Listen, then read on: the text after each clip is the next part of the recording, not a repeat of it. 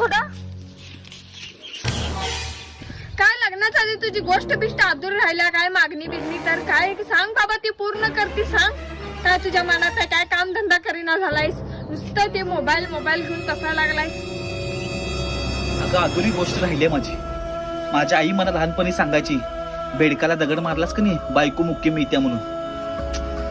काय झालं आता? आता असं वाटायला लागले त्यावेळी त्या बेडकाला दगड मारला असता तर बरं झालं असतं. तुझी किती बरं झाली असती, मुख्य बायको भेटली असती बरं झालं असती. बोबडून पदरात पडले.